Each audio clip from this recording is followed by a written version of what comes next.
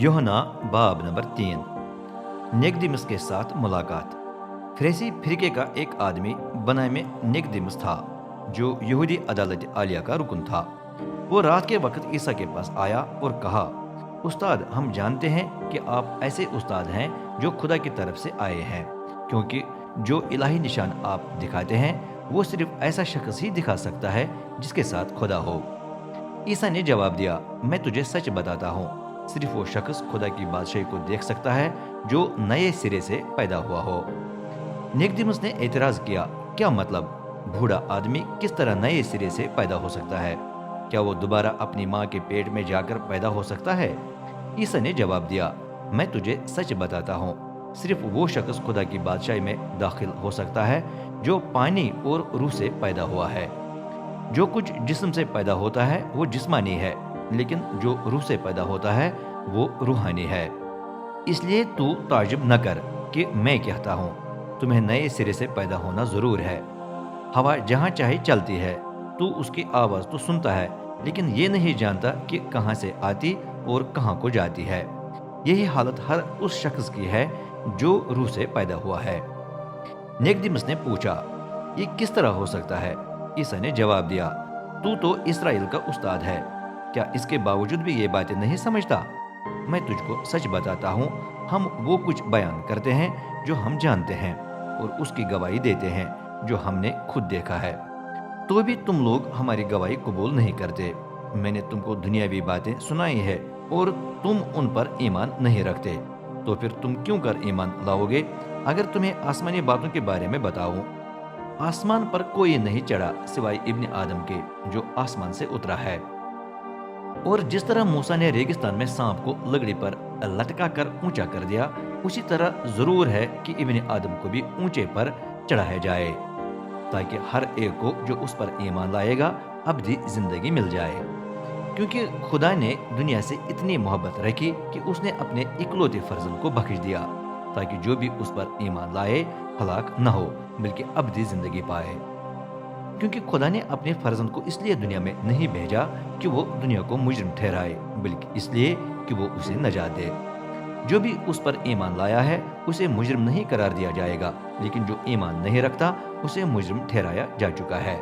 वजह यह है कि वो खुदा के इकलौते फर्जंद के नाम पर ईमान नहीं लाया।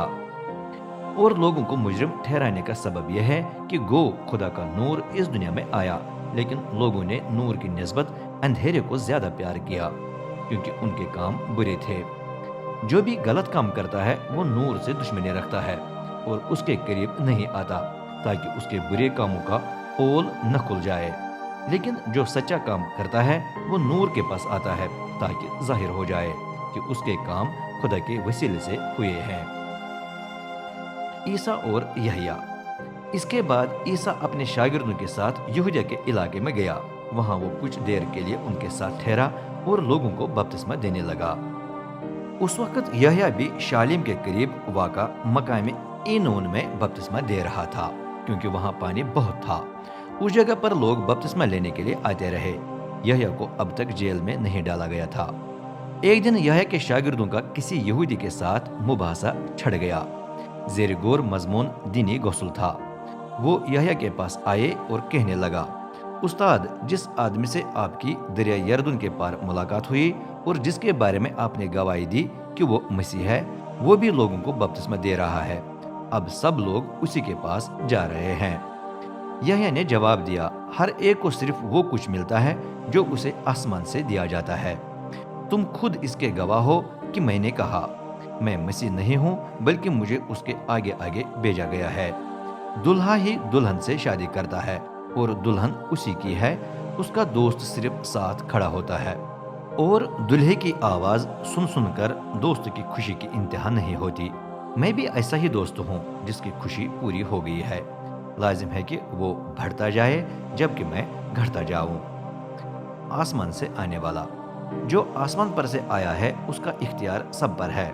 जो दुनिया से आया है उसका ताल्लुक दुनिया से ही है और वो दुनियावी बातें करता है।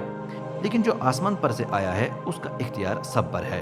जो कुछ उसने खुद देखा और सुना है उसी की गवाही देता है, तो भी कोई उसकी गवाही को कबूल नहीं करता।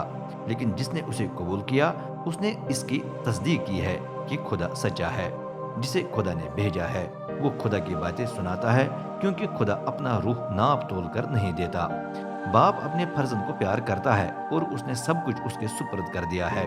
چنانچہ جو خدا کے فرزند پر ایمان لاتا ہے ابدی زندگی اس کی ہے، لیکن جو فرزند کو رد کرے وہ اس زندگی کو نہیں دیکھے گا بلکہ خدا کا غضب اس پر ٹھہرا رہے گا۔